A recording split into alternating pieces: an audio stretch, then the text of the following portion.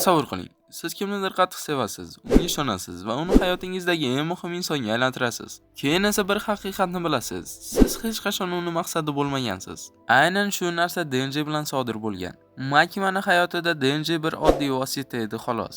Lekin shu vosita yordamida Makima butun dunyoni o'zgartirmoqchi edi. Xo'sh, Makimaning asl rejasi qanaqa bo'lgan? Va nega buning uchun u shunchalik ko'p insonlarni qurbon qilgan? Keling shuni ko'rib chiqamiz.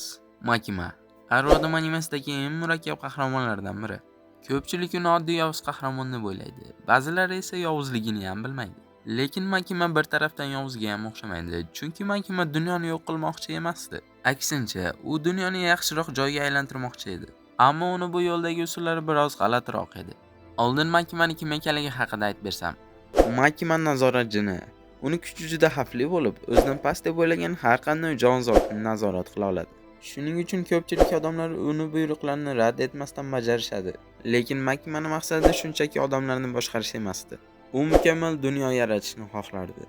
U shunday dunyoki, u yerda jang bo'lmaydi, qo'rquv bo'lmaydi, hattoki ochlik ham bo'lmaydi. Bir qarashda yaxshi maqsaddek tuyuladi, lekin bu dunyoda insonlar erkin yashamasdi. Hamma Makima xohlagandek yashardi. Bunday dunyo yaratish uchun oddiy kuchni o'zi yetarli emasdi. Unga Arrodam kerak bo'lardi. Arrodam oddiy jin emas. Unda boshqa jinlarda bo'lmagan qobiliyat bor.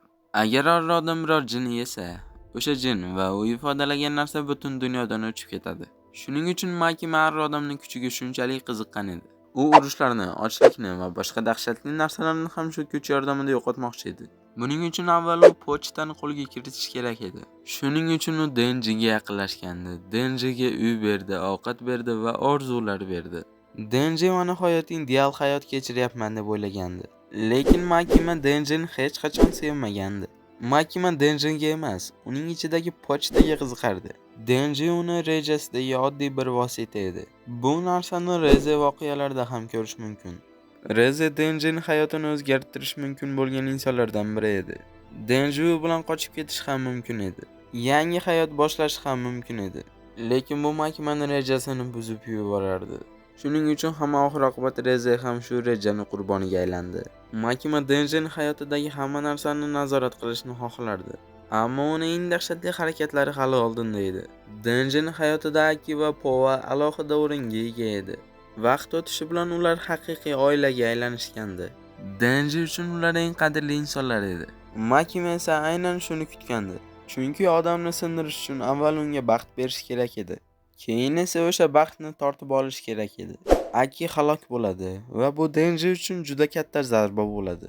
Lekin Makima bu bilan ham to'xtamaydi. Keyingi navbat Povaga keladi. Povaning o'limi Denjini butunlay sindirib tashlaydi. U yashash istagini yo'qota boshlaydi va Makima aynan shuni kutgan edi. Chunki uning butun rejasi Denjini shu holatga olib kelish edi.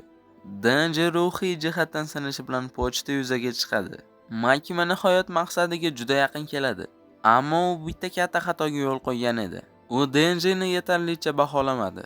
Makima hamma narsani to'liq hisoblagan edi, lekin inson qalbini tushuna olmadi. Oxir-oqibat Denji uni kuch bilan emas, aql bilan yengdi. Shu tariqa Makimaning yillar davomida qurgan rejasi barbod bo'ladi. Va aynan shu sababli Makima eng yaxshi yozilgan qahramonlardan biri sifatida eslanadi. Chunki u dunyoni yaxshilashni xohlagan, lekin buning uchun odamlarning erkinligini qurbon qilishga tayyor edi. Sizningcha Makima g'alaba qilganda dunyo yaxshiroq bo'larmidi yoki bundan ham dahshatliroq joyga aylanarmidi? Fikrlaringizni izohlarda yozib qoldiring. Va yana shunga o'xshash kontentlar kerak bo'lsa obuna bo'ling.